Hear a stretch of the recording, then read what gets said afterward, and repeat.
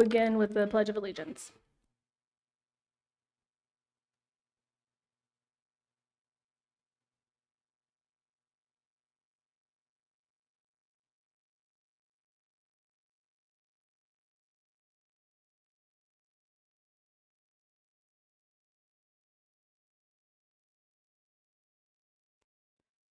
Good evening. We will begin with calling the meeting to order. Mrs. Perry? Dr. McBride? Here. Mr. Williams? Here. Dr. Gase? Here. Mr. Kizabeth? Here. Mr. Perez? Here. Wonderful. Our next item up will be adopting the agenda. I'll entertain, agenda with corrections or addendums. We do have some corrections. Item 4.02A, the superintendent's reports and recommendations. For a first reading of a revised board policy JECBB and JECBB-R, that will be as presented instead of as exhibited. We also have some employment corrections under item 6.04 on the consent agenda, and those are all on page 3 under professional staff for the 2022-2023 contract year. We have a first one-year limited teacher contract for Chase Arndt. That will actually be for next year, 2023-2024. We, under substitute teachers, will be removing the beginning date for Tegan, and under substitute food service for Andra Meyer, we'll just remove those beginning dates where those are not needed for substitutes. And then the last item is we will be removing the substitute teacher Olivia McLean, and we will be doing that separately due to a conflict for Mr. Perez as a representative of the family. So that will be item 6.08, and we will vote on that separately. That's all I have. Thank you, Mrs. Perry. I'll entertain a motion to accept the agenda with the corrections. So moved. Thank you. Second. Mrs. Perry? Mr. Williams? Yes. Mr. Perez? Yes. Dr. Gase? Yes. Mr. Kizabeth? Yes. Dr. McBride? Yes. This brings us to item 3, which is presentations. And I will defer to Mr. Alvarado and some of the members of the high school team here to talk about some changes that they are looking at making at Tiffin Columbian High School for next year. Good evening, board. First of all, just to introduce Mr. Mansour, he's going to talk about the the grading scale, and Ms. Musgrave is going to be talking about the curriculum guide. I am going to be speaking about an 8-period school day this evening. This past year, I've paid close attention of the service and the education that we provide our students, and I think we can do a better job. And let me tell you some examples. For one thing, when it comes to our MTSS, which is our multi-tiered system of supports, RTI in the past, I think we can do a better job of not only identifying students, but also once they're identified, providing them instructional intervention. For example, we have students who need to score a competency score in Algebra 1 end of course state test, as well as the ELA 2 end of course state test in order to meet the graduation requirements. And what happens is when students don't reach that score, we retest them. And when they don't meet that score again, we retest them. The thing is, we don't provide any intervention prior to that, and that's kind of the definition of insanity.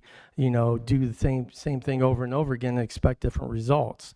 So I definitely think we can improve our identification of those students, and as well as providing the intervention for those students. Also, as I stated previously this year, we'd like to expand the number of electives that we provide to our students. That's still something that we'd like to improve on as well. Another thing is we have issues in our restrooms with vaping.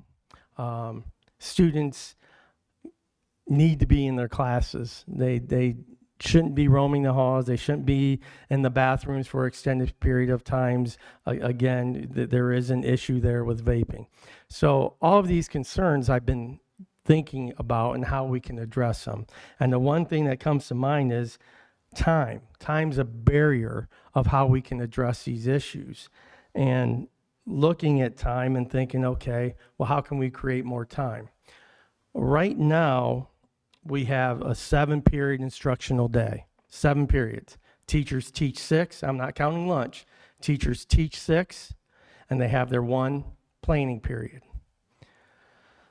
If we increase by 1 period, so go from 7 to 8 instructional periods, teachers would still teach their 6 periods, they would still have their plan, but there'd be 1 period still there. And what I propose to do in that period is, again, address all these concerns that I just mentioned. If done correctly, or in theory, we could have roughly 3 teachers each period that are available to provide intervention. We could have an RTI coach. We could have an academic coach. We could even have a staff member monitoring bathrooms and hallways during that time. And all of those things, every period, will change the culture of the building and move the building forward just by adding that extra period. How do we add that extra period? Right now, periods are 52 minutes in length. We would have to reduce that. I'm looking at about 47 minutes, by 47 minutes per period.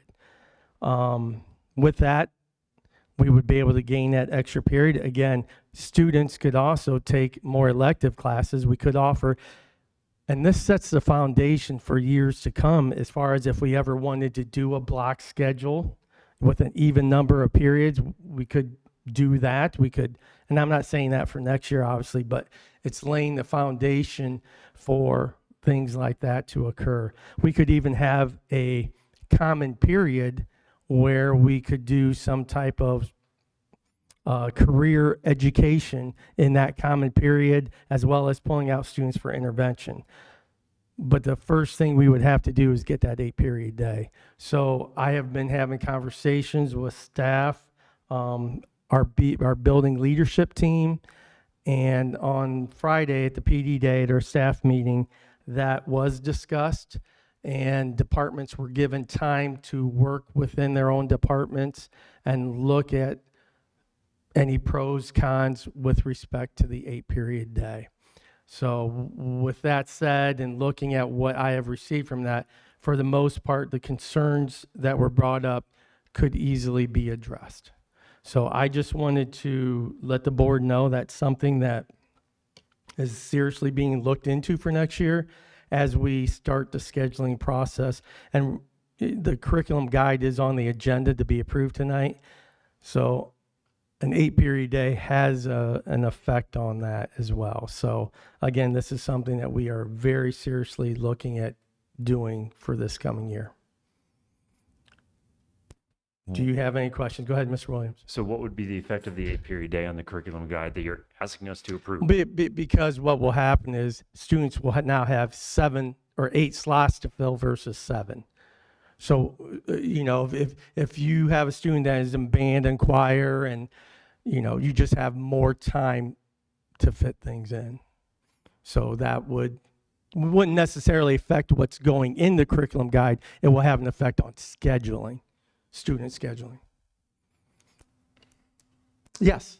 So you talked about how you heard some of those concerns back, kind of like Rubik's Cube. Anytime we move something, another Yeah. piece moves. Yeah.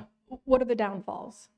Okay, for example, going from 52 to 47, art teachers, science teachers, labs, classes where you have to get things out and prepared and then put them away. I mean, 5 minutes is 5 minutes. So that has an effect there.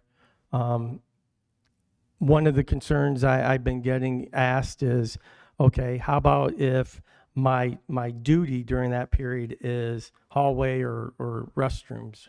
You know, can we change that? Can we, you know, of course. I mean, I'm going to give staff, they'll have an opportunity to voice what they would like to do, whether it be, and I have definitions of all of those duties, RTI coach, academic coach, intervention, so on. And sure, they would have a voice to be able to put input into what they would like to do. And like I said, if there's 3 or 4, in the perfect world, there'll be 3 each period, but maybe one period I may have 4 and 2 another period. I mean, we can mix and match. We can change every quarter, something along those lines as well. But again, the 8-period day is where it begins. So this might be a smaller detail, but implementing it, you're going to be having students who've gone from 7 and then will go to 8. So what about those juniors or seniors next year? We're going to end up having extra time. Well, hopefully at that time, we'll keep adding more electives too as well. So that'll be coming into play as well. But again, I'm going to say that starts with that 8-period foundation. So, yep. Yeah. Lab sciences, 47 minutes. Is that enough time through the state? It is. It is. Is that what is preferred? No. Going from 52 to 47? Well, this is the other thing. I mean, again, laying the foundation for that. I mean, why couldn't we double block that? That's what I was going to ask. Why couldn't we double block an algebra class for students who are at risk? Because again, they're coming in as freshmen. They need to get that competency score in order to meet graduation requirements.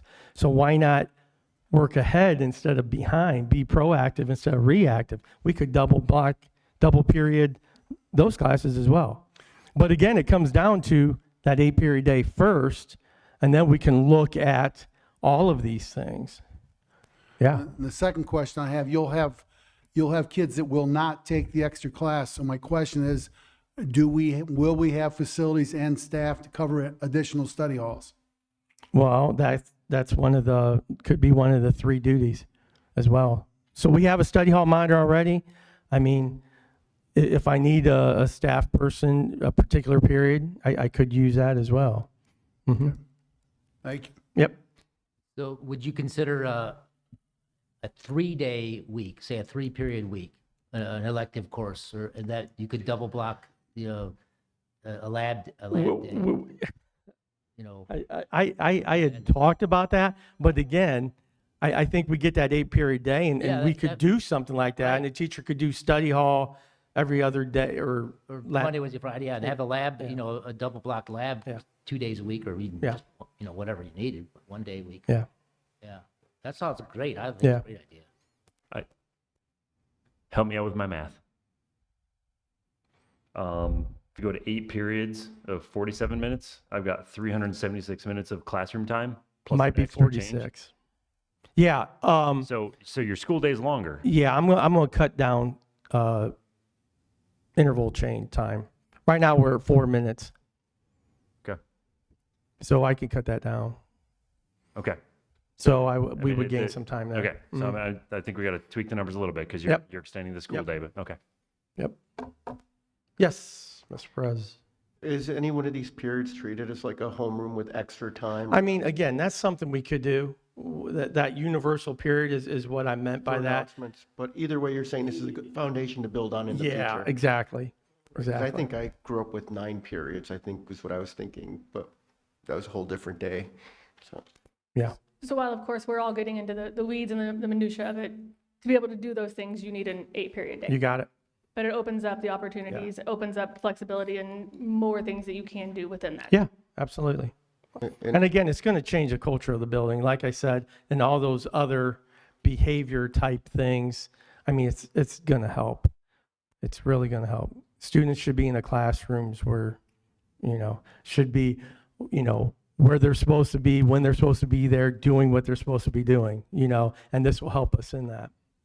Well, I remember when we toured the classes a couple years ago, that was one of the concerns the students asked for, is being able to take additional classes. So this, I think, is directly in response to something they raised. I just think we go the 8-period day, that opens the door for other opportunities to show themselves. So, yep. And it's Been, I would say, well received from the staff so far. So, okay. I have one more question. Other area schools, what are they doing? Oh, I come from Finley. Finley's an 8-period instructional day. Let's see. Would you guys? What was Hopewell, Mr. McCoy?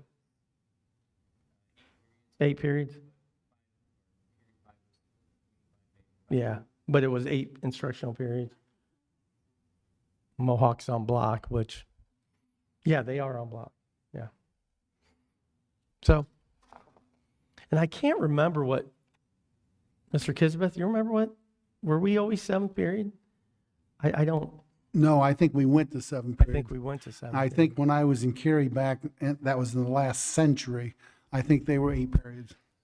I thought so last time I was there. And 8 is a good number to work with. My concern is warehousing kids if we have to, Yeah. and lab sciences. Those are the only issues that I have. But again, we could provide a lot more services to students that we're not providing right now during those times.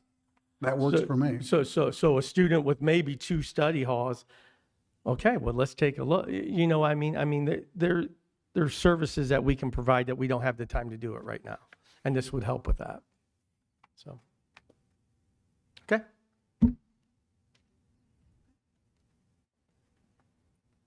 All right, so I'd like to chat a little bit about the curriculum guide. If you've been around a while, you know that we were a little delayed in getting the curriculum guide to you this year. And so I guess maybe a bit to explain away that delay, but moreover, just to give you a little bit of a snapshot of what was going on behind the scenes that created the delay, because I'm really excited about some of the things that we were able to change. In the time that extended our getting it to you, we had a number of really wonderful conversations with staff. Mr. Alvarado met with staff, the counseling team, my fellow school counselors. We went in to teachers' TBT times and spoke with them about potential electives. I know a few of the departments surveyed students about potential electives that they were interested in. We even had an opportunity, our math department went and shadowed at Oak Harbor for a day. They did some trainings. I'm going to talk about that class in a moment. So a lot of things, I guess we weren't procrastinating. There were actually some things going on behind the scenes, and I do think the result of that has really been important. You know, really no shortage of time and thought has gone into our planning for next year. So I know that each of you has a copy of the curriculum guide. Maybe just to highlight a few of just the general changes with the document itself.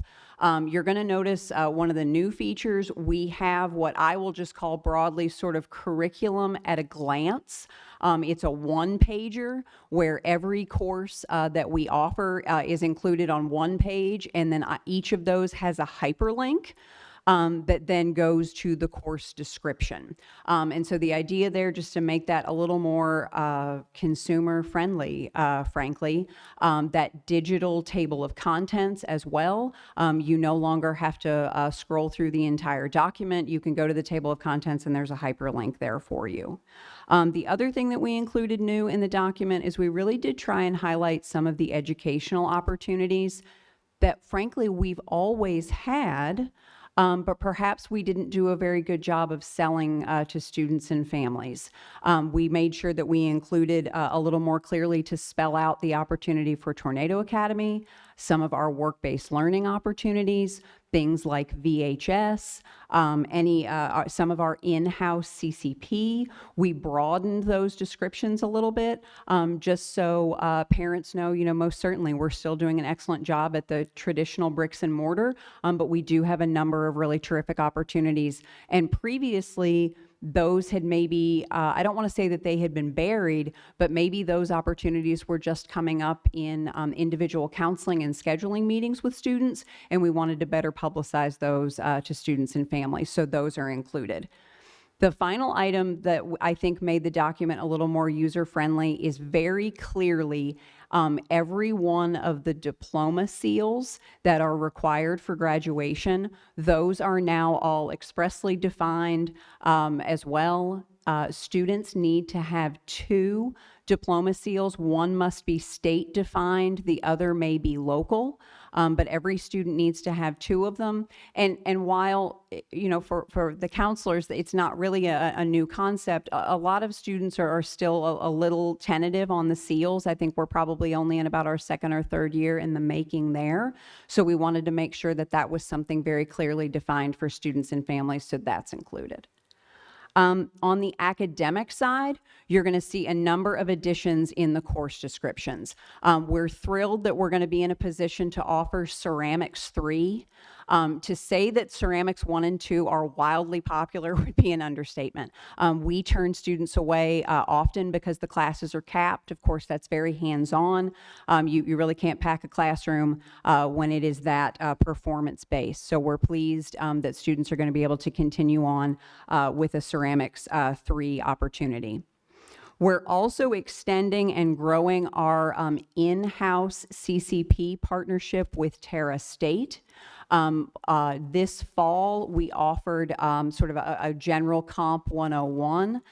We are hoping next year to extend enrollment into like a Comp 2 course, and we're also hoping to generate enough interest to be able to offer a math course as well through Terra, but that would be in-house where the professor comes to us. An additional offering, we are going to offer 2 courses in computer science via our VHS program, but it's my understanding that that will be sort of generally proctored and facilitated by a Colombian teacher, but that will go through the VHS format. An additional elective in English is a folklore course. That was one that Mr. Cook had offered to teach and had done a little polling with his students of what they would be interested in. In math, we are going to offer a new pilot through the Ohio Department of Ed, AQR, Advanced Quantitative Reasoning. That's going to be phased in. It will be more of a real world math experience. We're going to start that with juniors as a phase-in process. So we're very excited about that. As I alluded earlier, the math teachers went and shadowed at our Oak Harbor to see how that was being done, and I think have also done some trainings. With the AQR class, the state of Ohio currently requires all students to take Algebra 2 in order to graduate from high school. AQR is an alternative, can be an alternative pathway to Algebra 2. So instead of requiring all students to have Algebra 2, theoretically, the old method is Algebra 1, Geometry, then Algebra 2. It could be Algebra 1, Geometry, and then AQR. That's a pilot program that the state is doing. I think we would be in the 2nd cohort group for that in the state, but I think it's going to be something that takes off throughout the state. So I applaud the high school staff for trying to get on board with that. Yep, absolutely. And that would be our staff teaching that? Yes, sir. Yes. And the math that comes in with CCP, that's outside, Yeah, the Terra professor will come to us. and Yes. that's going to be beyond Algebra 2? So it will be, they just recently, it had previously been called college algebra, and now I believe it's actually going to be either a statistics or a pre-calculus course. Tara has done away with the college algebra title. So it will either be a statistics or a pre-calculus. So the college prep algebra 2, will that still be offered? Oh, yes. Okay, so Yes. there's additional. Yeah, in addition to, so this is just simply an in-house CCP opportunity. We have a number of in-house CCPs, which I personally really like. If transportation is a barrier to a student, they can stay with us. There are a number of advantages, but yes, they come to us. So with data-wise, when we look at our students that are currently taking CC Plus courses right now, the 2 most popular courses that our students leave our campus to go take are composition and college math. So I think what the high school is trying to do is to try to provide that resource and put it here in-house so that our students don't always feel like they have to go away to be able to access a high quality curriculum, that can be done inside the halls of Tiffin Columbian. And it really is, to go back and perhaps piggyback a little bit on what Mr. Alvarado was saying about the 8-period day. What we often find is a number of our CCP students are then also very much interested in taking AP Bio. They're interested in taking AP Calc.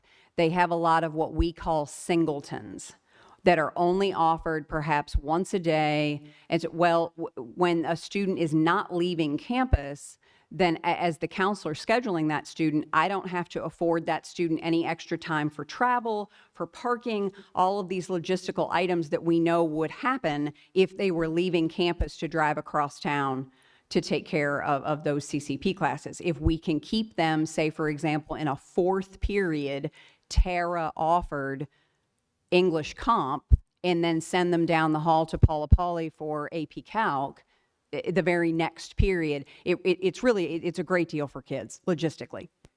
And it certainly helps the culture of your building when these kids are staying in the building. Yep. So I think the more CCP, even though I have some arguments on the statistical part of that. I'll come back and present another time. I think the fact they're in the building is definitely a plus for Tiffin City Schools. Yep. 3 more additions. Physical education. We are adding a walking for fitness course. That really, the push there is that it would be more of a lifetime wellness kind of idea. And then the second course that is being offered is a sports-specific PE. You're going to notice that both speed, strength, and readiness, PE sports and fitness for life have been redacted in place of a sports-specific PE. And so that's just a very specific opportunity for our student athletes to continue to focus on their specific needs. And so that curriculum would be customized for those students who are enrolled. Social Studies did a wonderful job of polling student interest, and they have proposed a current world issues course as an elective, and then also a service learning and leadership class that would run under the Social Studies department. So 2 more really great opportunities. And then finally, the change that you're going to see in science is previously our partner, our CCP partner, the University of Findlay. We offered, Mr. Mansour taught the Anatomy and Phys course. University of Findlay has said that for next year, there is a prerequisite of a general biology course, college prep general, CCP, general biology course that we are not in a position to offer, and many of our students would not have that prerequisite. So rather than taking that course off the table entirely, we're going to go back and offer the way it once was as a general track opportunity, which I think is great for kids if they perhaps don't have the aptitude for a really high level science, don't have the grades to get into a CCP course, but have a genuine interest in a science class like that. They're going to have an opportunity to take that now. Okay.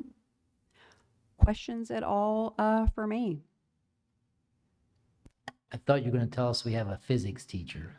Yeah, That's not necessarily my department. Here's what I'm going to do for you, Dr. Gase. I'm going to just try and get kids to sign up for physics. That is my role. Yes. I do see physics on here, so. Yeah, and it is, and it's on there, and we really are hopeful, and we'll push it as best we can. That's one that has not previously been popular, but I always attribute that to we have so many fantastic science opportunities. Kids have to pick, and it's almost too many choices if that's a problem. Well, with the course description guide, I think one of the guiding principles that we're trying to employ is we want to make sure we're more flexible and responsive to what students want. Take the VHS courses. Those are taught by a certified teacher. They're not a Columbian teacher, but a certified teacher. I've even heard just anecdotally that people say, well, we'd like to have even more foreign language courses. And I know I saw a Spanish teacher in the back of the room a few seconds ago. We want more foreign language courses. Well, from a fiscal end, it's difficult to keep providing more and more opportunities when we're using our staffing. But I think right now, Mrs. Musgrave is going to have to double check me, but I think we've got 5 students that are actually taking sign language through virtual high school right now. Now, would it be fiscally responsible for us to hire a teacher for 5 students to take sign language? No, that wouldn't be fiscally responsible. But I think that the drive is to try to balance our fiscal responsibilities while still providing those opportunities for students. Simply because I know Mr. Williams is going to want to say something about it, I'm going to beat him to the punch just a little bit. Right now we're looking at some of those computer science courses, and those are going to be online. Why? We want to make certain that we can provide opportunities for kids if that's a direction they want to go. But I think it gives us the ability in the future to look at our staffing, and if all of a sudden we have a lot more students that want computer science, well, then it would potentially be more fiscally prudent for us in the future to hire a computer science teacher than to kind of quote unquote outsource that. So I think this is giving kids an early opportunity that want to take advantage of it while not locking us into a position for the long term as to what we may or may not need to do. If all of a sudden French becomes a real big possibility, we can do our best to find a French teacher. Although I'll tell you, trying to hire French teachers and sign language teachers is exceptionally difficult.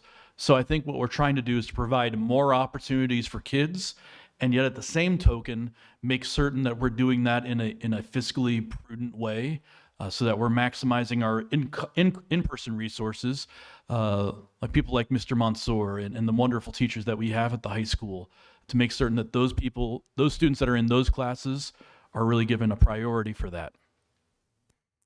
To follow up on that, I just had one question, because thank you for answering it. You were mentioning VHS, and I had no idea what you're speaking in terms of like that lettering, but now I'm guessing it's for virtual. Okay, yeah, so it virtual high school. And that would be for the 2 computer classes, correct? Yep. So And so- virtual high school has a catalog of probably over 300 courses. And that's the collaborative. So, but the question I had then, do the students, and you've read this already ahead here, do they stay here for that, or they would be in the building still, correct? Yes, they're in the One of them was building. the video game design, and correct?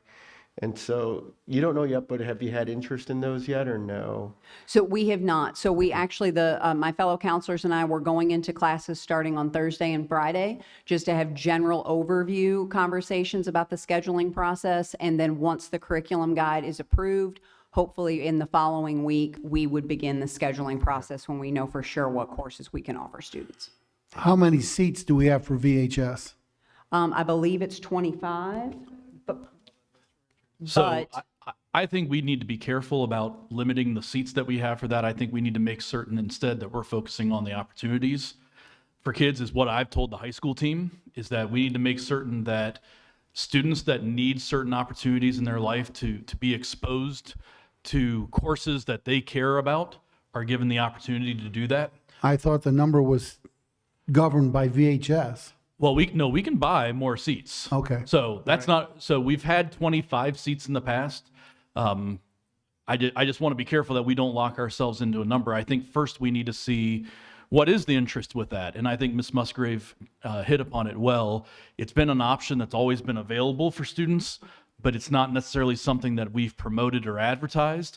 And so now that we're doing that, I think we just want to leave ourselves open to see what is that interest level. It's not taught by an in-person instructor. That's not going to be for everybody. That's not going to be everybody's cup of tea, and that's fine. But I think we'd like to see what is out there and what our students wanting to do, because our goal, and I'm going to steal Dr. Gase's thunder now. I just stole Mr. Williams. Now I'm going to steal Dr. Gase's thunder just a little bit with our business advisory group, is we want to make certain that kids are prepared for what they would like to do with their post-high school careers. What we've done at Columbian High School is great, and we have a lot of success with that. But that's not necessarily tailored to each individual now. And we want to make certain that kids are coming out of Columbian High School with the experiences that enrich their lives, that will set them up for what they view as success for post-high school. So I just had a couple of comments. Thank you very much for that little plug. And if you looked at our U Science survey, we had, I think that was one of the higher aptitude to interest rates that we had, computer science and computer jobs. And so clearly, we've got kids with aptitude and not enough experience or any identification, or I see myself in that. Now, that's where VHS comes into problem, doesn't it? Because if you got a great Spanish teacher and everybody knows you got a great Spanish teacher, you know, your kid's growing up in 5th grade, you're gonna take Spanish in high school, you know. You can't say that with a VHS. You know, you might, but chances are they're not gonna identify a person. So having a professor or teacher on board who has the ability to expose to real world situations and job placement, because I mean, there's kids come out of high school and go right to work with the proper training. Oh, Yeah. absolutely. And so that's a selling point. And we're seeing that with our Vanguard Sentinel students. Yeah. So, yeah, absolutely. Anything else regarding the curriculum guide? I really appreciate the user friendliness and the links, and I think that really just helps. It's a small detail. It actually takes a lot of time, but it's really helpful. Yeah, we just wanted to kind of bring it into the 21st century. And I have to do a shameless plug. Terry Johnston, Mr. Alvarado's secretary, does all the behind the scenes stuff with Word. We just tell her what we want it to look like, and she makes it happen. So we appreciate her work. Were the links in the final form? Not final forms, but I was only looking at the draft. I didn't look at the one without all the change markup. Is that where the links were? Yeah. So the link should have been on the final draft? Okay, they weren't in the marked up draft. I don't believe so. Okay, No, all right, so that's you right. would have Okay. received 2 copies with the red and the redactions and the, yes? That's and then the one I read. yeah, Yeah. right, because Yeah. really, that's the Yeah. one you want to see. Yeah, okay. Because you're hopefully agreeing to the other one. So you needed to see the old first. So yes, in the new copy, all of those hyperlinks exist. Thank you, Ms. Okay, thank Musgrave. you. Good evening. So the grading scale has been something I felt strongly for a few years now, and I figured this would be the best opportunity to maybe bring it up. So just my background, I am the CCP teacher at the high school. I teach the 2 courses for Finley. I teach AP Bio, so I want to be clear that I am not trying to lower standards whatsoever. So that's the first thing I would actually like to probably see some of our academic standards elevated, but that's a philosophical discussion for another day, and I like my job right now. So kind of thinking about, if you're not familiar with our grading scale essentially an A is 92 and above, B's are 83 above, C's basically goes 70 and above, and then D's are 60 and above. And so what I'd like to maybe present to the board is maybe look at a 10-point scale.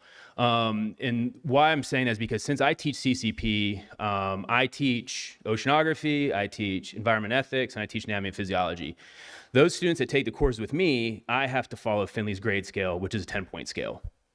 Those kids that leave our building for Heidelberg, 10-point scale. The kids that are taking the classes at Terra, that's going to be a 10-point scale. I looked at the surrounding districts. Old Fort, 10-point scale. Seneca East, 10-point. Norwalk, 10-point. Willard, 10-point. Our VHS program, as far as I know, I taught in it, it's a 10-point scale. So we're actually teaching courses in our high school that are 10-point scales, and yet the kids that stay in our building and take AP classes, take regular classes, they are not on a 10-point scale. They're at kind of at a disadvantage, I think, personally. And again, I'm not trying to lower the standards. I did look at a school like Ottawa Hills, which is, usually rated in the top 5. They have a similar scale to ours, but their F is 64 and below, and ours goes down to 60. So I did kind of do some of my homework. And so the situation is kids are we're hemorrhaging kids, juniors and seniors. They're going to Heidelberg, they're going to TU. I mean, I think we can look at the data, and one of it is they can take classes, and they're all, unfortunately, a lot of are just, they're looking for that GPA, and if they do leave the building, they're at an advantage. So I just, I picked 3 sophomore classes. So say kids at TC, they take Bio, Algebra 2, and English 10. They get a 90, a 91, and 91. At Columbian, those are all B pluses, which is a 3.3. They go across the street, across the, couple of streets over. That's A minus, A minus, A minus, that's a 3.7. So you got a 3.3 at Columbian, a 3.7 at whatever school. Now, you're at a scholarship committee with Tiffin Charitable Foundation, and the first thing you're gonna do is look at a kid's GPA. Same exact grades, our grading scale, our kids are at 3.3, every other school in the county is at 3.7.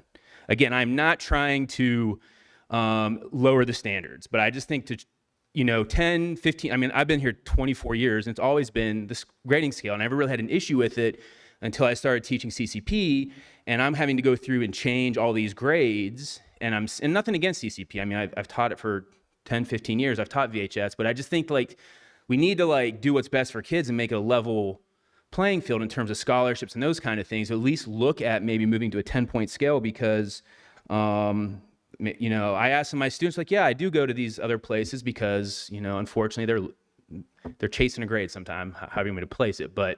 And I know it's maybe a hard pill to swallow, but I think it would be good to maybe look at that and just try to, look at what's best for the kids in terms of equity, because same exact grades, but our kids are a 3.3, the other ones are a 3.7, same exact grades. Yes?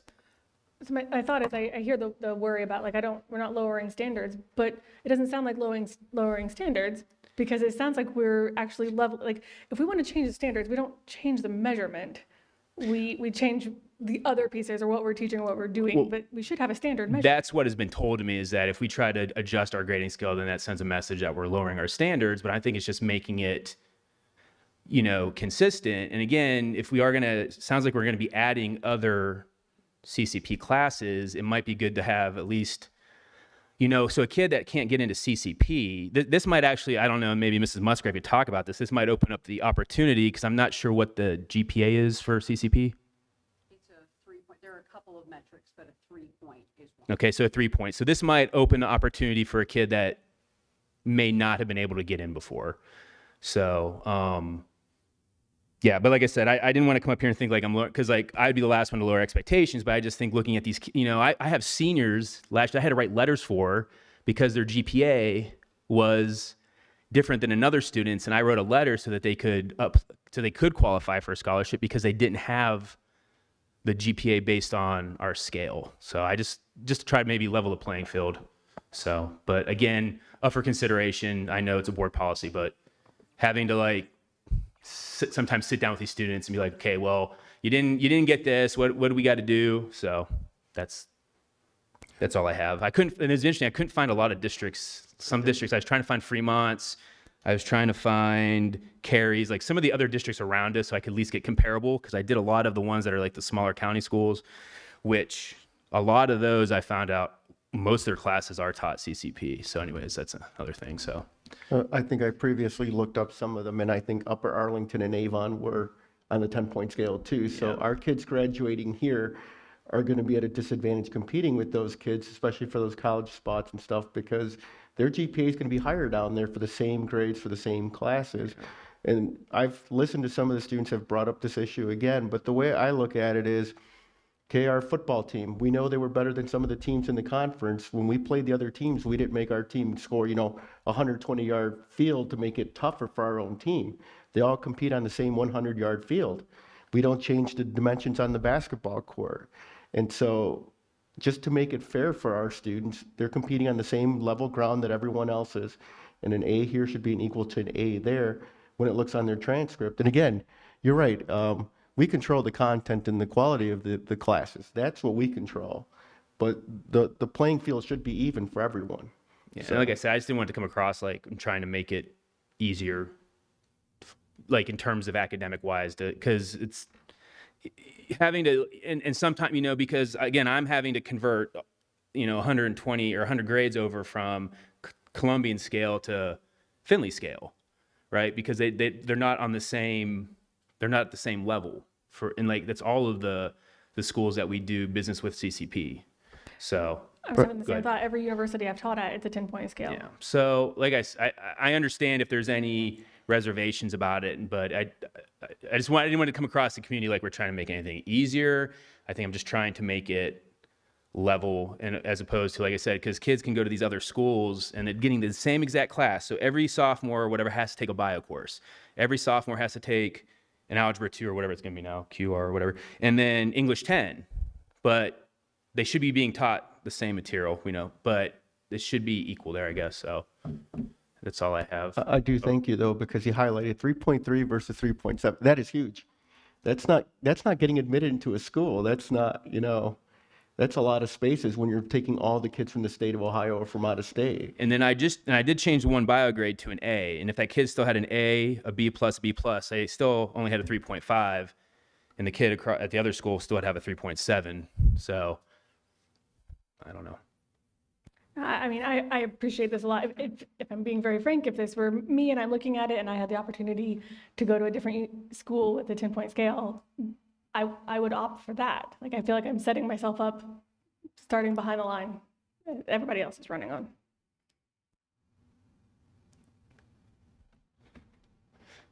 Hi, Larry. I'm ready.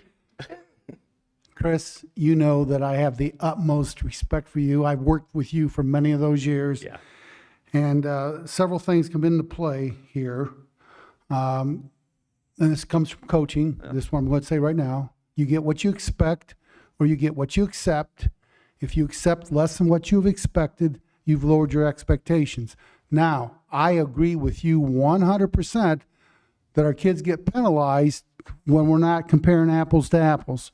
But I also, and Jen, I'm going to bring this up right now, a lot of this issue for me began when we went from post-secondary options to CCP. Because at CCP now, we can get a credit for a 3-hour semester course. And I want to share with the board what that means. And I also want to tell you that I'm a proud graduate of Heidelberg College at that time. I was an adjunct professor at Heidelberg University.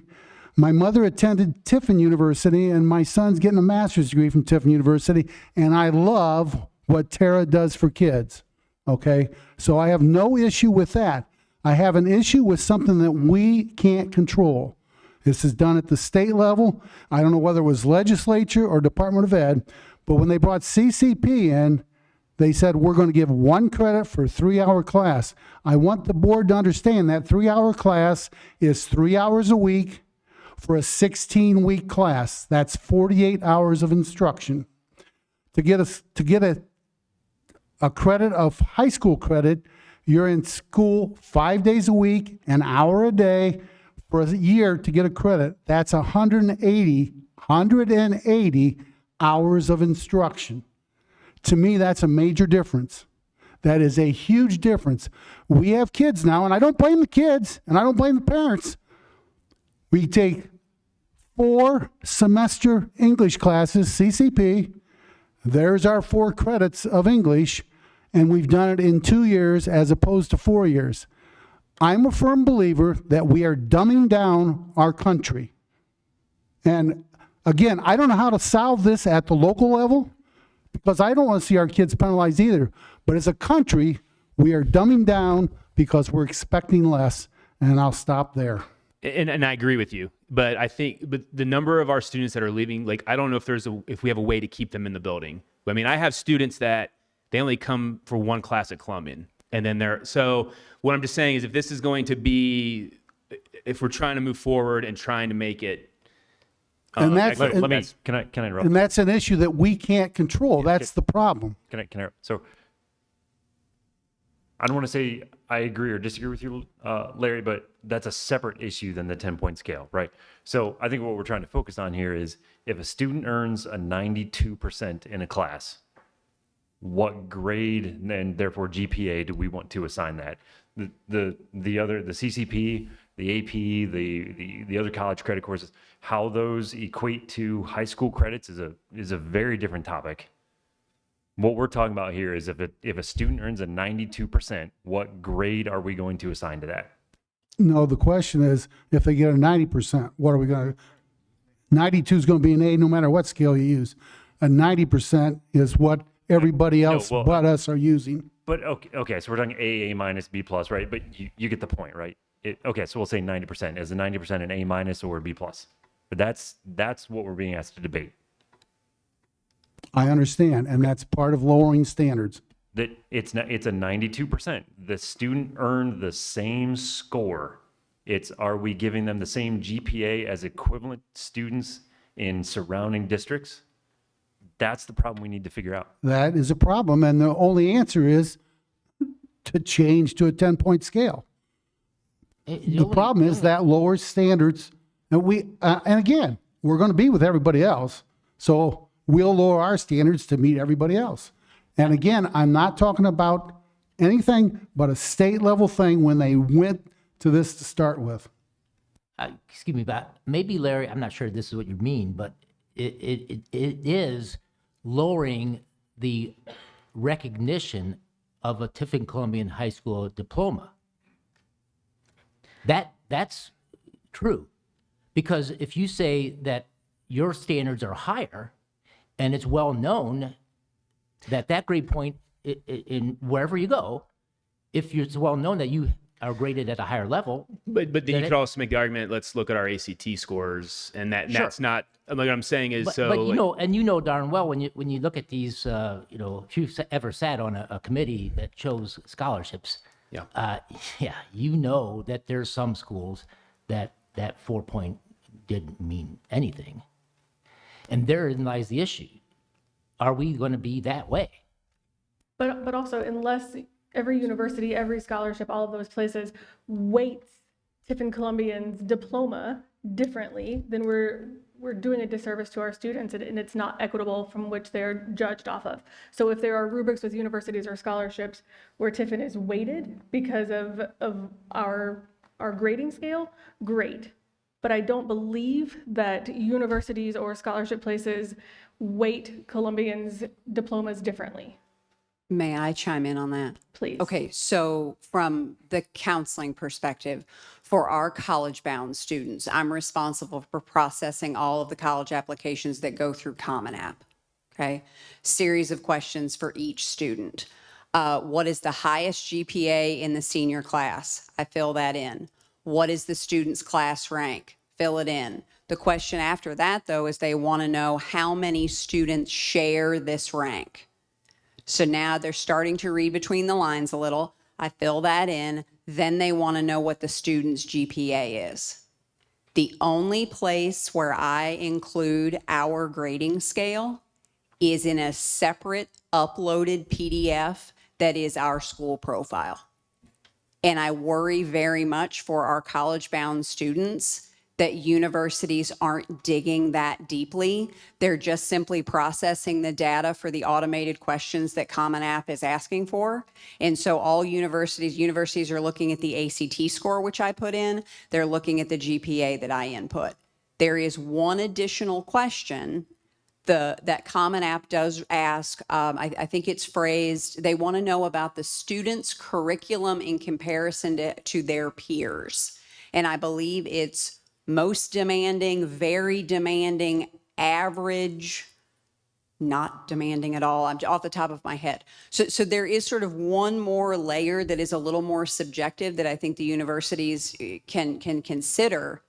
But the only place I'm putting grading scale in is in that separate PDF. That is not a required and consistent data point of entry at all. And so that's my concern. And when you do those college apps, for some of the apps that you have to do you still have to take the weighted scores out and put everything on an unweighted scale? So they do ask weighted versus unweighted, and we put in weighted because that is our scale. The unweighted is optional. We include weighted. So it was said earlier by a few people, and I think it bears repeating on this conversation. Rigor, everybody wants to talk about rigor. Almost every district in the state of Ohio will say we want to have rigor. And I will say this, grading scales, not important to rigor. It is what we do inside each classroom that defines the rigor. I'm going to make a sincere hope that this does not happen in the district because I'm not aware of it. But in some schools you have, and Mr. Kisbeth, maybe this is what you kind of alluded to, there are some schools that give extra credit for kids that bring in boxes of tissues. That's not rigorous. And so the grading scale for those two schools can be identical. The grading scale is not what provides the rigor. I don't want to pick on in a negative way. Actually, I will. I'm going to pick on Ohio State versus Michigan. Now, one of those is an exceptional school in Ohio State. I'm saying that with Jerry sitting right behind me. So you have an exceptional school with the diploma. When people graduate, and I won't use Ohio State versus Michigan, but there are some outstanding colleges in our country. And I think, Dr. Gates, this might be kind of where you were going. Some of those schools are just well known. When you graduate from that school, it is known. If you got a lesser GPA from Harvard versus, I don't even want to say another school I don't want to be insulting, that you go, listen, I'd take the graduate from Harvard that has the less GPA, but I know that the rigor that they've been exposed to. So I think the reputation for a school needs to center around what are we doing in the individual classrooms to make certain that that is a high standard. And so I think, honestly, grading scale becomes a somewhat moot point for me. Leave it, don't leave it. It makes sense to make it a level playing field to me. That makes sense. But I think when we talk about expectations and standards for our kids, the standard better be for all of us, and I'm looking at Mr. Alvarado when I say this, and especially at the high school, the expectation and standard better be what we are doing inside each individual classroom. I'm going to get ahead. I'm going to quote every single committee that we've now had. I went through Mr. Williams, then Dr. Gase.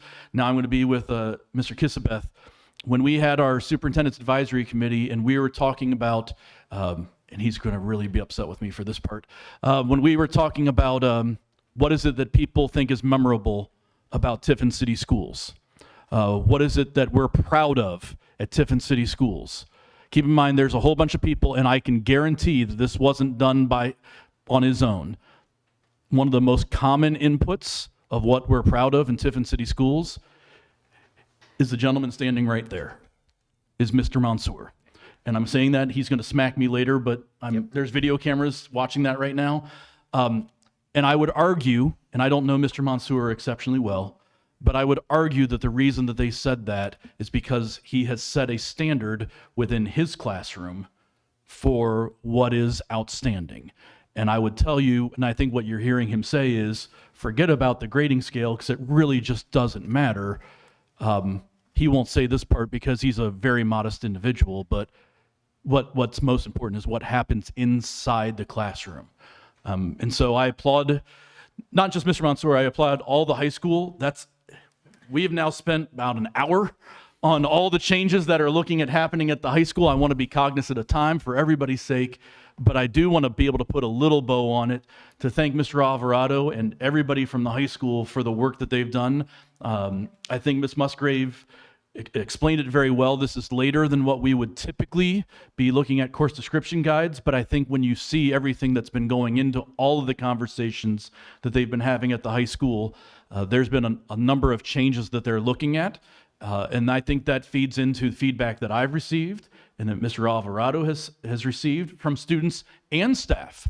I'd like to point out that staff members and students have said we are ready for some changes at Columbian High School, and I applaud the high school staff for taking up the mantle at trying to recognize at least the start of some of those changes. So thank you, Mr. Alvarado, and thank you to the high school team for everything that you've done. Thank you.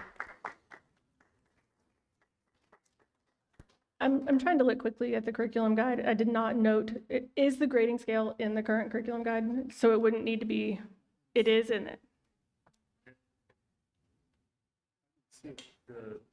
The GPA is, but the grading scale, the 10-point scale is not. I believe that's correct. I'm gonna look at- Mrs. Musgrave can check, though.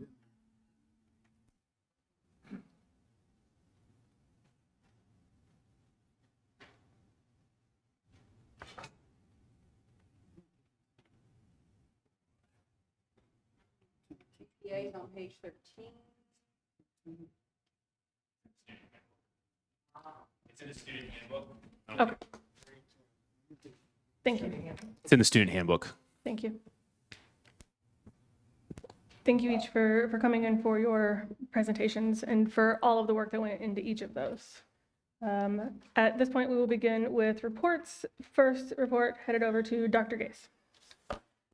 So the Business Advisory Council met February 16th, right here in this room.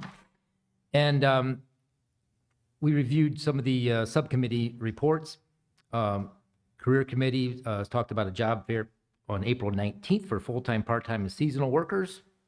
Currently 20 businesses interested, trying to look for as many as 75, or as many as 40, I think Pat said. She sent 75 invitations out. Success and Job Skills Readiness Committee, they're working on notebooks for substitutes to teach success skills. Money Management Committee, looking at setting up real money, real world simulation for 11th grade students in May. Camp Invention is going to be June 19th through 22nd, and that program has expanded vastly since it began, and continues to be a very popular thing in the community. We divided in smaller groups then and talked about interviewing techniques and things that help students with interviewing, and shared a number of the problems during interviews and some of the things that employers might look for. So the list is long, but you can imagine what it was. That's it. Next meeting will be March 16th at 8 a.m. here at Tiffin Middle School.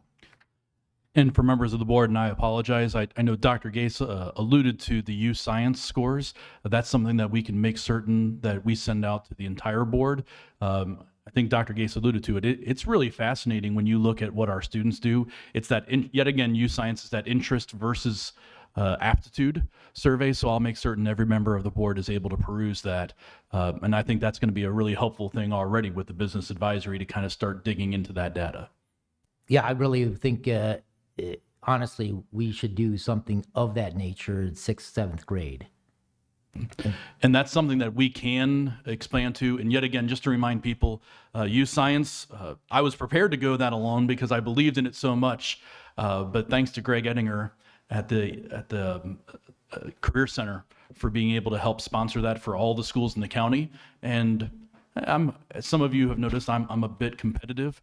I will like to point out that Tiffin City Schools was the first one to conduct the U Science results in the county. So thanks to the high school team again for getting that going. And that's something that it's a different assessment. It's changed a little bit in the middle school, but that is something that we can explore moving forward. So that's very interesting. That I came from State House at Senate Bill 1 testimony, and I brought up the fact that it's rather strange that we allow CCP, College Credit Plus score, class down to 6th grade, but not work experience. And one of the senators was trying to challenge me on that, which, was a mistake because I had all the data. And so yeah, the point is that you've got 6th grade students are capable of work. This is one area we tend to not compare ourselves to Europe. Well, Europe's been doing this for decades. I just talked to an orthopedic surgeon, and he said he grew up in Switzerland. Yeah, 6th grade, we differentiated. My son-in-law grew up in Germany. Yeah, 6th grade, we differentiated. And it's based on what? Aptitude. And so you don't have the 6th grade kid he's a kinetic learner, likes hands-on stuff, and he's sitting there doing didactics, bored out of his skull, causing trouble. Yeah, so you don't have those things. And the senator was, well, so you're not going to stop them from education? No, I still want my plumber, to quote Shakespeare. I don't want to have a barista who's got a college diploma. That's just a waste of money, isn't it? Thank you, Dr. Gase. Next, we have Finance Committee, Mr. Williams. Mrs. Perry. No, so we just went over the same thing. We generally go over the reports of the cash in and out, the ledger balances. So we did start a discussion. I think this is probably the point that we as a board need to be concerned about. We did start a discussion about large ticket items that are coming up and where we're expecting to be able to pay for those from, right? There's the I always forget the name of this one. It starts with a P, permanent improvement. I don't know why I forget that, the permanent improvement fund versus the general funds or different funding sources, right? So we're starting to try to put together a picture of all of the things that are upcoming to identify where those funding sources are going to come from. Yeah, so I think that's the big point for the board, things that we're gonna have to consider upcoming. I think Mr. Richards mentioned something about he'd like to see more philosophy on that versus it just being used as a maintenance fund. And I think that when I started the board too, and you're starting to see it too, is we know it refills at a certain rate, but stretching out your expenditures, planning long-term on that for bigger projects. And I think that's something we've always wanted to see, like in the finance committee, being presented with proposals for that. So I'm going to make a full circle here and put a plug in for expanding this about 20 feet out. That we had plans from Garmin Miller some time ago. It should fall under the capital improvements. And then we can take 2 lunch classes at the middle school and open up another period for the middle school too. Any other questions for Mr. Williams or Mrs. Perry? All right, that brings us to support services. Mr. Kizabeth. The Support Service Committee met on Friday, February 10th at 8 a.m. Food Service Department reported on the free and reduced eligibility numbers in districts with a breakdown for breakfast and lunch. We also had a report that there's a negative balance of over $37,000 that our students owe for lunches, but it was also emphasized that nobody is going without lunch. The food service is in the process of changing accounting programs from E-funds to Titan.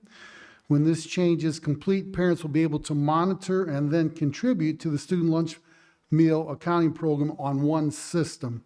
And this will be an action item for us, action item 7.03 on our agenda tonight.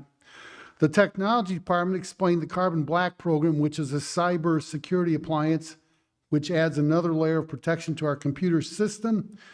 Mr. Weber also mentioned new computer courses that will be offered in the high school next year. The projected courses to be offered include cybersecurity, intro to computer science, video game design, and web design, and they are working in room 134 to make sure that our hardware will handle the software for that class, those classes. Did all those make it into the curriculum guide? I believe they did, yes. Yep. Mr. Conger was not able to make a transportation report simply because he was covering a bus route. He did send word that we have need for another small bus along with another handicap bus. We'll be discussing this as part of action item 7.02 on tonight's schedule.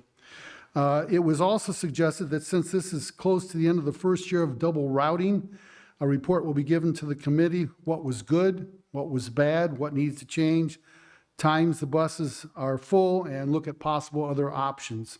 Plans for next year's busing during the Ellis Street Bridge project have been developed and will continue all year. But this is going to be a one-time, one-year deal. In other words, we may be transporting some kids next year that normally would walk, and we'll do it for the full year so they don't have to disrupt the kid mid-season. The bridge is supposed to be done in November, but that'll only be a one-year deal. Not something that will go on indefinitely. Under maintenance, received updates on the replacement of shingles for the TMS roof and updates on the tennis court. The TMS roof should be replaced this summer. Owens Corning is providing the shingles and other related materials to replace the faulty items. We will pay for the labor to do that work. The tennis courts complete renovation should be completed this summer. The advertisement for bids is scheduled for the paper. The pre-bid meeting has taken place on February 14th, and the bids will be open on February 28th at 3 p.m.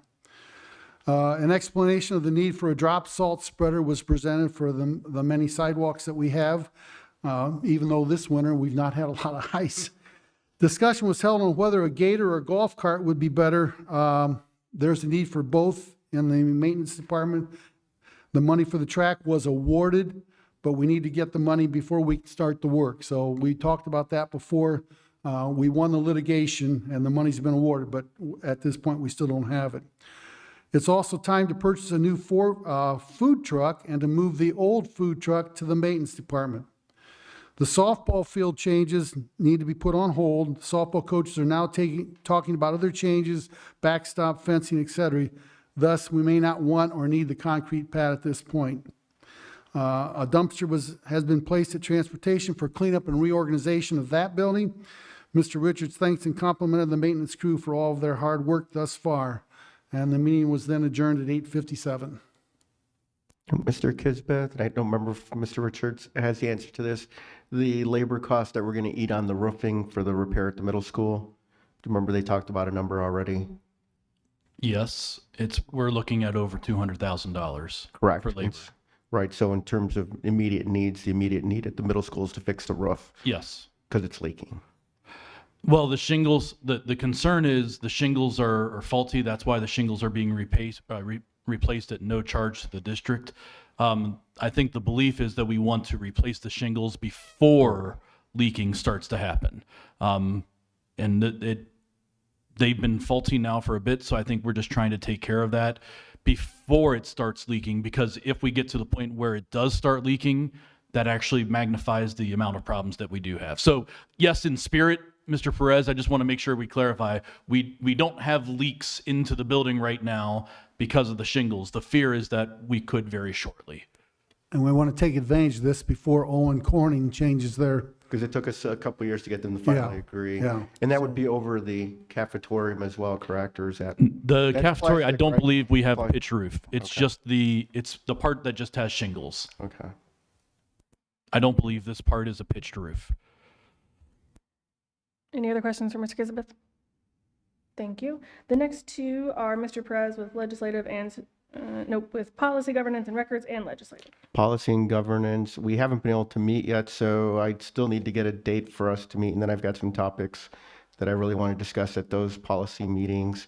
Legislative report, I think Dr. Gase already hinted at some of the legislation coming out, again, to try to reform the State Board of Education by giving its leadership duties to the governor's office for a new cabinet position, and then allowing it to do the licensing and some go on that route.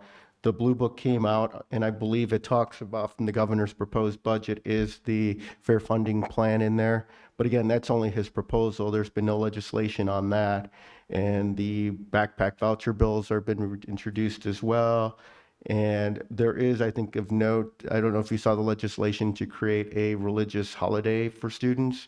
Be basically a personal day or two that they could take for 3 days for sincere religious beliefs. So our administrators would have to decide what a sincere religious belief day is. But again, those have just been introduced at this point.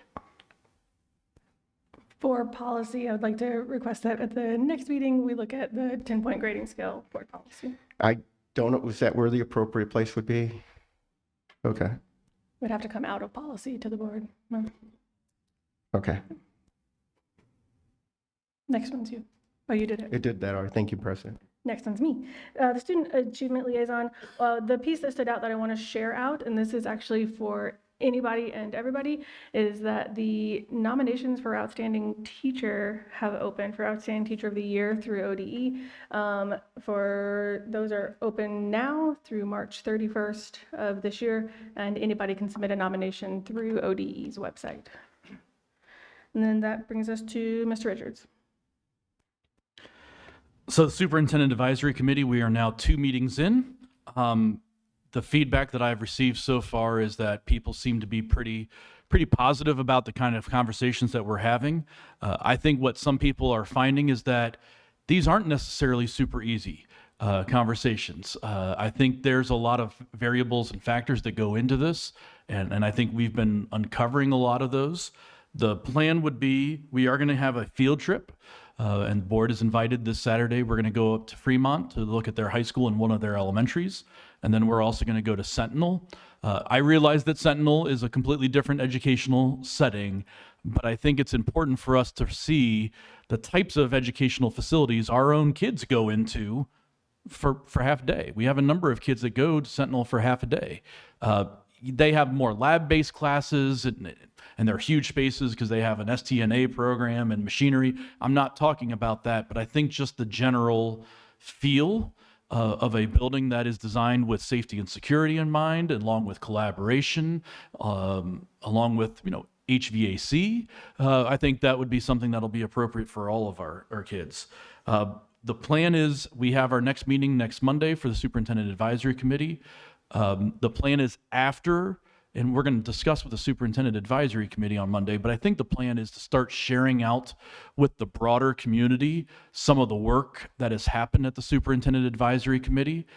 We've wanted to to start discussing and brainstorming some ideas without the glare of the public spotlight. But now as we start to narrow our focus a little bit and we start coming up with some legitimate options, we're not there yet. I think we're going to hopefully be there on Monday, start having some options to look at. But I think we want to make certain that the community is able to come along for that ride and make certain that they can review all the documentation that our Superintendent Advisory Committee has done. I would like to praise them along with our students that are on that committee. We gave 8 homework videos for the first meeting. I think it was 8 videos, and to the adults as well. So about 70 people. I wasn't super optimistic about how people were going to do on taking homework from the superintendent, but I will tell you it's a testament to all the people in that group. They were very familiar. They did their homework. They watched those videos. They took extensive notes on those videos. They were prepared to discuss, and I think those discussions and that level of detail and preparation will better prepare our community moving forward, so that we have a long-term answer on how to address our school facilities. That will ultimately be met with approval from the community, is the hope. You just want me to go into 402? Yep, that will bring us to 4.02. Okay, I'll let Sharon talk about the DGD online banking, but for intra-district transfer students, this is a policy that we just tried to make some quick changes to, make sure we clean up the language to reflect what's actually expected to happen with intra-district transfers. We wanted to make certain that we were better able to clarify the timelines for people moving forward. We've had some problems with that in the past, and then therefore we were in violation of our own policies because of some of our own practices. So we wanted to make certain that the policy and the practice matched up. So that's what the intra-district transfer, it's open enrollment for lay people. That's our open enrollment policy. So I'll start with any questions about that before Sharon takes the online banking. I assumed you were just trying to clarify the dates that they have to submit their applications by mail or in person and have to be postmarked, correct? Yes. So we're just trying to clean up the language. We've just had a few issues where our practice is solid, but it doesn't match up with policy, which puts us in a district in a vulnerable position. We need to make certain that the policy and the practice line up. And we are also recommending a new policy, DGD, online banking. And this is, we're already practicing this as allowed by Ohio Revised Code and the Electronic Fund Transfer Act. But the state auditors just want us to have a policy that covers what we're doing. So the practice is already there. We're just putting the policy in place to satisfy the auditors. This policy, this template came from the Ohio School Boards Association. And I obviously will be responsible for all online banking and transfers. We're already doing direct deposits, wire transfers, EFT payments when needed, and it will restrict all of that access to my office and my staff. So as I said, this is just to comply with an audit recommendation. Any questions for Mrs. Perry? No, I got a quick question. I just saw this interdistrict open enrollment. So what do they mean when it says applicants may reject it if the racial balance of either the sending or the receiving school district would be negatively impacted? What does that mean? So what that's trying to say is that you can't admit or reject a student because of race, is really what it's saying. You can't sit there and just try to go, you can't admit or reject a student because of race, is really what it's ultimately saying. Then why did they say the racial balance? I will tell you that's state language that's put in there. Seems that they just, I mean, this is our policy. It is state policy language when it comes to, and I just had some somewhat recent experience, not in this district, with looking at territory transfers. One of the state requirements is that if you are looking at doing anything, it cannot upset the racial balance of a district. What it means is you can't do something to favor one race over another. You can't, basically race can't be a factor in it. I would agree that I think it's an inartful use of the term balance, but I will tell you that is state recommended language. That is found in other statutes of state law. Yes, it is our policy, but I will tell you that it just mirrors state language, and I would agree that I don't think it is an artful use of the word balance. That's not one of the recommended changes to the policy at this point. Correct. is it? Okay. All right. That's existing part of policy existing language. policy. Okay. So you're saying that racial balance guideline is our policy? And it has been there, yes. It's been there for quite a while. Yeah. Well, regardless, Yeah. it's still wrong. Well, I mean, it's not just because everybody's doing it doesn't mean it's right. no, yet again, I think the term of that is how it's intended to be used is to say that race cannot be a factor for open enrollment purposes. You cannot deny a student because of race. I think it would be much simpler if they just said that is the language in law, that we cannot deny a student because of race.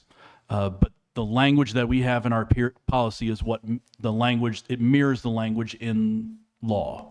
Is there a way that it can be written that is more artful and or appropriate that we run past legal so that Yeah, we are I can check in with legal on that. with state legislation and doing all of those pieces, but doesn't read like that? Because Yeah. it is glaring. Yes, and I agree that it think is one of the very things, though, you have to inartful. wait, though, the Supreme Court's dealing with some of these issues right now. So you probably won't get any really good guidance until probably this fall. They're dealing with that as an issue in admissions in colleges at this point. So the exact language will probably be. I don't think you need guidance to say something as obvious as what you just said. That to me is pretty straightforward. I don't think we need any guidance. No, you don't need to speak with lawyers or prevent any litigation. You don't. I don't Bring it on. think that's the point, though. I think the language is borderline at best, and we have a policy committee, so we Right. can We can review it entertain there. ideas. It's not to- distinctive. It lacks meaning, really. It seems it is worth a phone call Yep, to not a one of our problem. numerous attorneys and see Yep. if we can navigate that in a better way. Absolutely. Have no problem with that. Thank you. Next item I have up, I know it's been talked about in some media sources for about a week and a half, and as I've just forwarded to the board today, it is now official. Today we have received the official notification that Tiffin City Schools is a recipient of some of the safety grant money that the governor has put out, thanks to the work of Mr. Bose. It's to the tune of $500,000, $100,000 for each of our K through 12 schools. Lincoln does not get included in that because it's not a K-12 school. So some of the uses that we are looking at for that money, because I know people will be asking, we are looking at putting in some updated cameras, looking at getting some walkie-talkies that also have a mark system so that we can better communicate even with each other and with first responders. Looking at our swipe entrances and the videos that go along with that for some of our entrances, and we're looking at some professional development for staff. One of the things that I've heard from our building leadership teams is that it's been a hot minute since we've really gone through some active exercises on ALICE training and things of that nature, so that might be something that would be helpful, and we can use that money for professional development. We cannot use that money for staffing. Make sure that's really clear from the grant. But I'd like to thank Mr. Bose for his work on that safety grant. And actually, he's already in the works, and he's trying to get more grant money. Now, this from the Attorney General's office, I believe, Mr. Bose, correct? So to try to kind of go along with that, making sure that we get some more first responder kits. So thank you to Mr. Bose for that. Also, as we're looking at moving forward, we've talked about facilities. Mr. Williams was talking about finances. I think we kind of have, and Mrs. Spar and I are going to be working on this as a visual. I'm going to go back to my nerdy education self. We've all seen the Venn diagrams before. where we've kind of got three components that we're looking at right now. We're looking at planning and goal setting. In the past, I've always used the word strategic planning, but really what we're looking at is where do we want to go as a district with our expectations? How do we measure if we're successful for that? So that's one component of what we're looking at doing. Then we're also looking at facilities. And then we're also looking about financially, how do we pay for that all and what does that look like? So I think it's important that when we look at all three of those, it's so easy, and I get it because I'm a very linear thinker, that people want to go from one to another, but the reality is all three of those have to be looked at to different degrees at the same time. If we're wanting to talk about facilities, well, we need to know educationally what we're planning on doing in some of those facilities as we're making those plans. We need to know all of that if we're looking at financially, where do we go with our district finances and how best to spend our money. So we're going to be looking at creating a visual for our staff and our community that we can look at those three kind of pillars of changes that we're looking at because it's a chicken or the egg kind of argument. But the reality is they all have to happen at the same time. And they all happen in different levels. So I think that's an important conversation. Anything that we talk about with facilities is going to impact our financial situation. Anything that we talk about with goals and objectives is probably going to impact our financial and potentially our facility conversations. So I think it's just important, instead of people viewing them as segmented, siloed issues, that we kind of take a step back and we see that they are all three interconnected to one another. And I just kind of wanted to start that off today, and we're going to have additional conversations.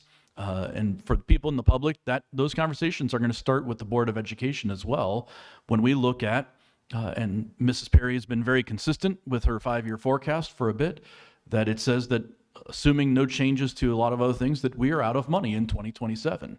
It's been over 10 years since we've been on the ballot for additional money, successfully on the ballot for additional money, let me clarify. The average in the state of Ohio is about 4 years.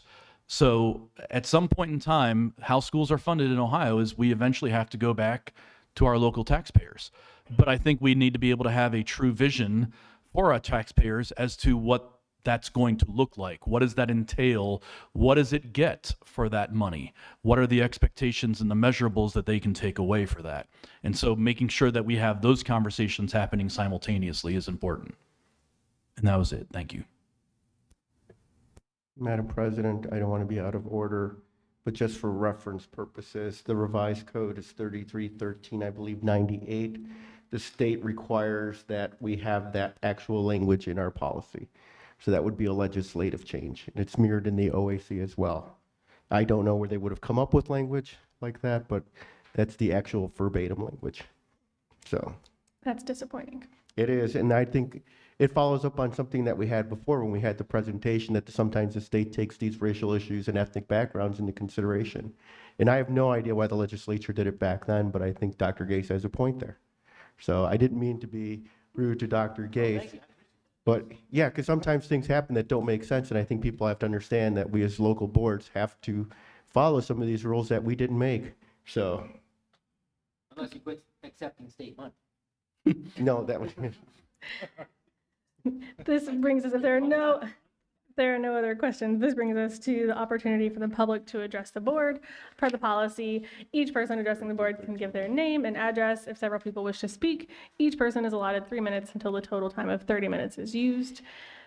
We'll take a look to see if there are any people who would like to address the board. Seeing none, that brings us to our consent agenda. I'll read the headlines of the consent agenda. 6.01, approve the minutes from the January regular and February special board meetings. 6.02, approve the treasurer's reports for January.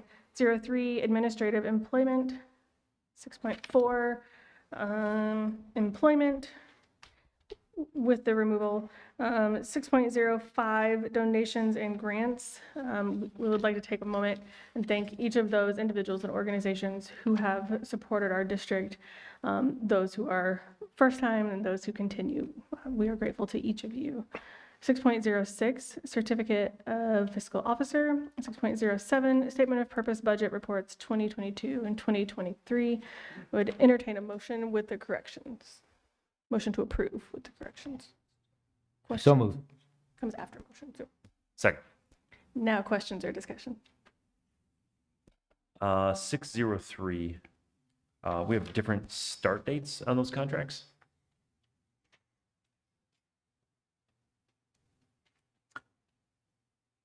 That should be for Mrs. Miller. I believe that should be 8/1/2023. Are you looking for Kelly? Yeah. She moved. Okay. She's avoiding you. Not 8/1?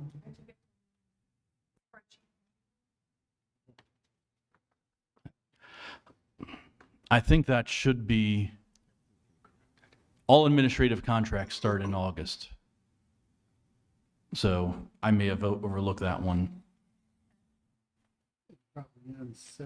No. Oh, her current contract is July. So there we go. Thank you. Thank you, Mr. Bose. Any other questions or discussion? Mrs. Perry? Dr. Gase, Yes. Mr. Williams, Yes. Mr. Kizabeth, Yes. Mr. Perez, Yes. Dr. McBride. Yes. That brings us to our addition of 6.08, which is the substitute teacher Olivia McLean. Entertain a motion. So moved. Thank you. Second. Any discussions or questions? Mrs. Perry? Dr. Gase, or I'm sorry, Mr. Williams. Yes. Dr. Gase. Yes. Mr. Kizabeth, Yes. Mr. Perez, Abstain. and Dr. McBride. Yes. This brings us to our action items. 7.01, approve the mid-year update to the NCO ESC contract for fiscal year 2023. I'll entertain a motion. So moved. Second. This is because the cost at the ESC, just like a lot of service vendors, yes, we've only actually had 2 additional students, so it's not a per student ratio. That'd be a really outrageous jump if it was just 2 students. But like a lot of service providers, they are having to raise their cost to be competitive. And so as a service provider, we then have to pay those costs when they've increased theirs. So Mrs. Luring and I at the ESC continue to have some really great conversations about how our partnership can look moving forward. So I appreciate the time that she's given for Tiffin City Schools on having that conversation. Any further questions? And we typically see this every year. Is that correct? Yes, The amount would vary, obviously, Yeah, but this is a normal thing that happens. absolutely. Okay. So what they do is they give an amount at the beginning of the year of what is projected to be the cost. They like to give a mid-year update, and then they'll have a true up at the end of the year to finalize cost. Mrs. Perry can correct me if I'm wrong on that. Mrs. Perry? Dr. Gase. Yes. Mr. Kizabeth. Yes. Mr. Perez. Yes. Mr. Williams. Yes. Dr. McBride. Yes. 7.02, adopt the resolution to allow the OSCC to advertise and receive bids for buses. Entertain a motion. So moved. Second. This is just what allows us to look at buying new buses. I believe that we tried to order buses about every year, and we are still waiting on the buses that we ordered last year to come in for this year because there is such a backlog for buses. So we want to get going to try to make sure we can kind of stay ahead of the curve. Any questions? Mrs. Perry? Mr. Kizabeth. Yes. Mr. Perez. Dr. Gase. Yes. Mr. Williams. Yes. Dr. McBride. Yes. 7.03, approve the Chase payment processing agreement. Entertain a motion. So moved. Second. Second. As Mr. Kisbeth alluded to with support services, we right now have 2 different systems in food service. And for some of you that are parents in here as well, this may have actually caused you some consternation as well. When you look at one system and it says that you're fine on your balance, and then you look at another system and it says that you're not fine on a balance. So this is moving it to one system, the Titan system. So I appreciate Mrs. Neely in food service in trying to work to correct that error that's happened to a number of parents, the superintendent included. And apparently 2 board members. Maybe Mr. Perez is third. Okay, don't know. But it's impacted a lot of people, and so I appreciate her perseverance to try to make certain that can get corrected. I'm thankful for hers and Mrs. Tewitt's phone calls and their explanations at my own confusion. So. And Mr. Richards, you'll be glad to know my kids don't even, they pack and they've had issues with their accounts. So. Mrs. Perry. Dr. Gase, Yes. Mr. Williams, Yes. Mr. Kizabeth, Yes. Mr. Perez. Yes. Dr. McBride. Yes. Brings us to 7.04, adopt the resolution accepting amounts and rates as determined by Budget Commission. Entertain a motion. So moved. Thank you. Second. Thank you. Mrs. Perry. This is the annual resolution that is required from the Budget Commission, the Seneca County Budget Commission, and the county auditor. And they need this so that they can actually, this will authorize them to collect our tax levies. So we have 4 inside mills that is set by legislation, and that is expected to raise $1.7 million for the year. And then we also have 52.32 voted mills for all other purposes, and those are expected to raise $13.6 million. And those, the 52.32 mills, are subject to valuation changes. So the millage will be reduced effectively as valuation increases. The resolution also lists all of the individual levies that we have in place that will be authorized to be collected. We have 51.42 operating and permanent improvement mills that will raise $13.3 million. Those will not expire. But that revenue will be basically stagnant as valuation increases, the millage is reduced. All right, we also have 3 middle school levies, the bond issues for the construction and also for the site acquisition, and then the required half-mill maintenance levy. Those expire this year. This will be the last year that they are collected because that debt's gonna mature. So that's 1 mill that will be falling off our list of levies next year. We also have a 3.9 emergency levy that was renewed in 2018, and that one collects $1,640,000 every year. The millage is reduced in order to collect that same amount, and we will need to renew that no later than 2029 for that to continue. Any questions for Mrs. Perry? Mrs. Perry? Mr. Perez. Yes. Mr. Kizabeth. Yes. Dr. Gase. Yes. Mr. Williams. Yes. Dr. McBride. Yes. Thank you. That brings us to 7.05, adopt the resolution authorizing membership to OHSAA. Entertain a motion. So moved. Thank you. Second. For our students to be able to compete in postseason tournaments for next year, this is a resolution that we have to be able to participate, that we do every year. Any questions for Mr. Richards? Mrs. Perry? Mr. Kizabeth. Yes. Mr. Perez.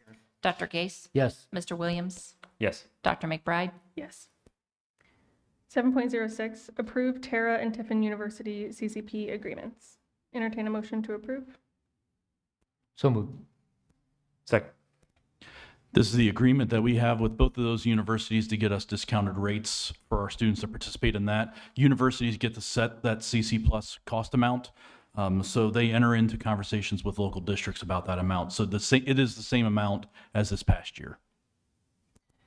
Do we have eligibility requirements as a district? I believe I Mrs. believe it Buck- was- I believe there's a 3.0. There's GPA a 3.0. requirement. There's a GPA requirement for CC plus, but the schools and the universities also set some of their own admissions guidelines for CC plus, and that would differ from school to school, Okay, obviously. I saw T uses 2.0. Yeah. That's, They still have to apply to each university as well. Yeah. right, but they only had the 2.0 as a requirement, so unweighted. But with ours is, no, so that's a little higher. Any further questions? Mrs. Perry? Dr. Gase? Yes. Mr. Williams? Yes. Mr. Kizabeth? Yes. Mr. Perez? Yes. Dr. McBride? Yes. 7.07, approve the Columbian Curriculum Guide for 2023 to 2024.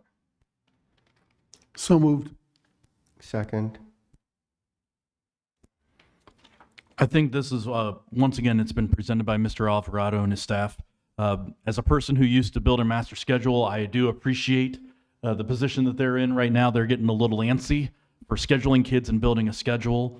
I do appreciate, once again, the hard work that all of the high school staff has done to kind of re-explore and making sure that we're using our resources as well as we possibly can for the benefit of students. And so I greatly appreciate their work. Some of these things that we offer, we may find out that students aren't really interested in, and we may have to make some changes on that moving forward. We may also find out that there are some courses, maybe through VHS or something else that kids take that we go, wow, that's something that we're going to need to address a lot more strongly. And so we want to be able to put ourselves in a position where we can be a bit more nimble in how we respond to that. Also, just a note of thanks to all of those who put the work into developing this and really listening to students to be sure that it is student-focused and in some ways student-led. So thanks to Mr. Alvarado and your team. The thing I like about it is that we are always student-centered. We try to provide what our students need. And I agree, it takes an awful lot of work, and it's the end of February already. Good luck, Mr. Alvarado. Mrs. Perry? Mr. Kizabeth? Yes. Mr. Perez? Yes. Dr. Gase? Yes. Mr. Williams? No. Dr. McBride? Yes. This brings us to board discussion. Anybody have any items they would like to bring up? If I may, Madam President, Please. I think my first topic is I'd like the board to have a moment of remembrance for Robert Bobmeyer. Don't know if most of you remember him from the Rite Aid, but he was formerly not only a Columbian graduate, but he was a former board member and former board president. He died in January, and I was lucky to know him. And he did a lot of community service through the CASA program, and I believe lots of people know him and understand what a valuable member he was and how well he represented our schools. So I'd like him to be remembered first. And then the highlights to consider what we've done since we've been here last.